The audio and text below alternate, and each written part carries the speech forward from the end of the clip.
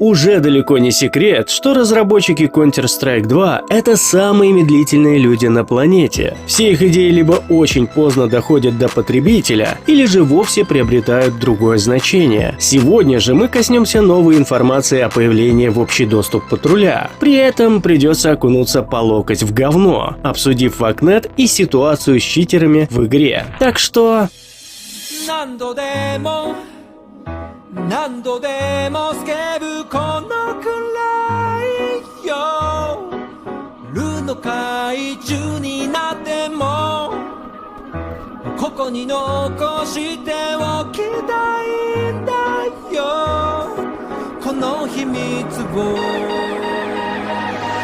Нечем похвастаться перед одногруппниками или одноклассниками? Тогда бегом на Hell Store выигрывать топовые скины. И на выбор у вас несколько режимов. А это классик, где закидываешь скины в общак, и чем больше закинешь, тем выше шанс выигрыша. Или всеми любимый Coin Flip, где ты 1 на 1 сражаешься за право забрать весь куш. Или колесо, где выбиваешь значение и ждешь победного прокрута. И новиночка Crash, в котором делаешь ставку, если линия прошла твое значение, ты в шоколаде. Ну а если не понравился выбитый скин, всегда можно его проапгрейдить. На сайте также, выполняя несложные задания, можно забрать приз дня. А при пополнении, если используешь мой промокод, то получишь $2 на баланс. Для начала хотелось бы заранее предупредить, данный ролик уж точно никого не удовлетворит. Ни читеров, ни честных игроков. Кто бы ни поднимал эту тему, в любом случае до конца осведомленным быть не может, так как существует огромное количество переменных, начиная от того, в какое время вы играете, в каком регионе и какие сервера вам подбирает игра, включая ваше звание, заканчивая тем, какой статус фактора доверия вы имеете и не стоит ли на вашем аккаунте клеймо, поставленное системой, благодаря чему есть различные ситуации, которые выбиваются из общей массы, будь то читер, который ни разу не получал вак, или же честный игрок, который ни разу не видел читеров.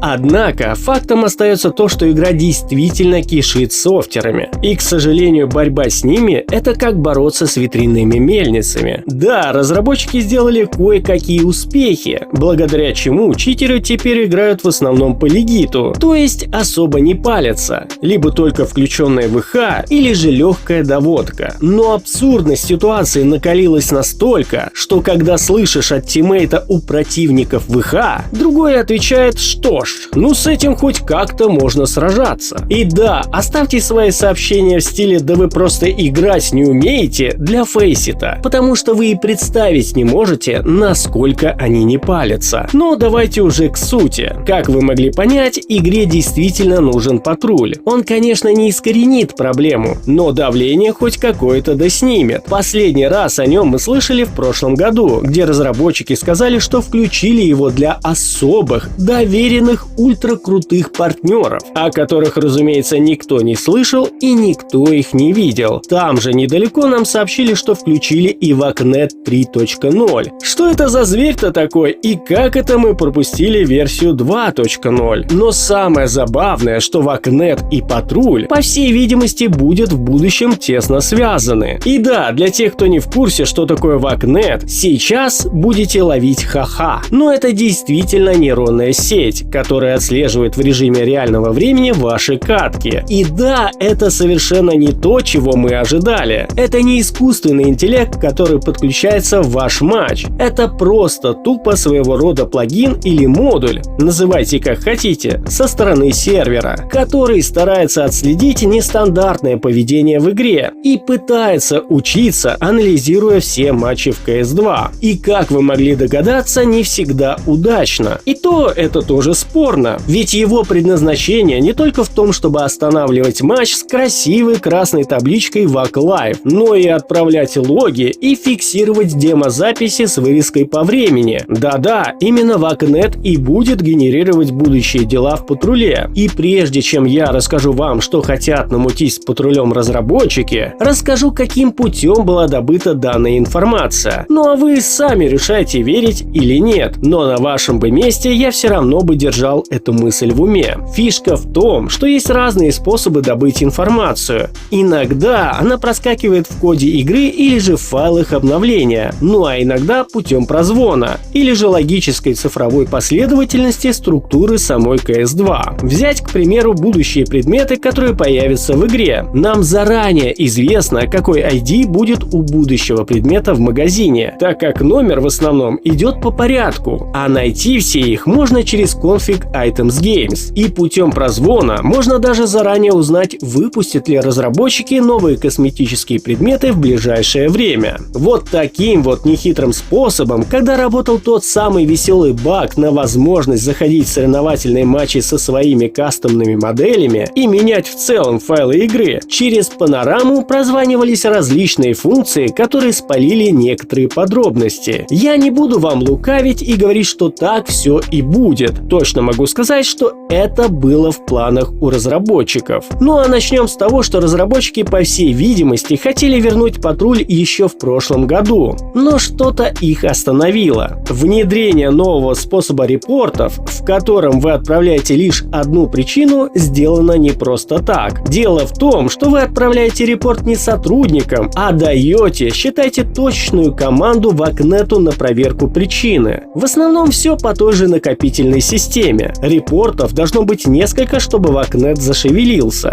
Кстати, о ваклайве. Он тоже должен быть тесно связан с патрулем, так как если вы увидели заветную табличку, это значит, что дело 100% сформировано. Хоть сейчас это и работает на автомате, выдавая подозреваемому сразу дерьмовый подбор. Ну а также должно появиться две новые причины остановки матча. Первая – это бан патрулем во время катки, а вторая – это уведомление о том, что дело отправлено в патруль. И это, кстати, еще одна причина, по которой матчи, которые были отменены, сохраняются в вашей статистике, но в другой режим. Подобное разработчики проворачивают не в первый раз. При появлении запретной зоны какое-то время матчи в ней сохранялись как матчи, сыгранные во время операции Гидры. Также разработчики тестировали новую систему поощрений за верные прогнозы в патруле. И, скорее всего, либо дело ограничится все так же дополнительным опытом в матчах с возможностью его увеличить, или добавлением памятного предмета, который будет собирать статистику ваших достижений, тем более, что предпосылки к этому были. Помимо этого, у ваших репортов будет своего рода свой фактор доверия, который, скорее всего, предназначен для того, чтобы не было возможности абьюзить систему. То есть, если вы исчерпаете свой лимит доверия, то ваши репорты будут либо не засчитываться, либо таким, как вы, потребуется куда больше репортов, чтобы вакнет зашевелился. Ну и напоследок две маловероятные вещи, но они все же планировались разработчиками и, возможно, могут в итоге выйти. Это лайв-патруль, где вы должны будете наблюдать за поведением читера в прямом эфире через CS TV.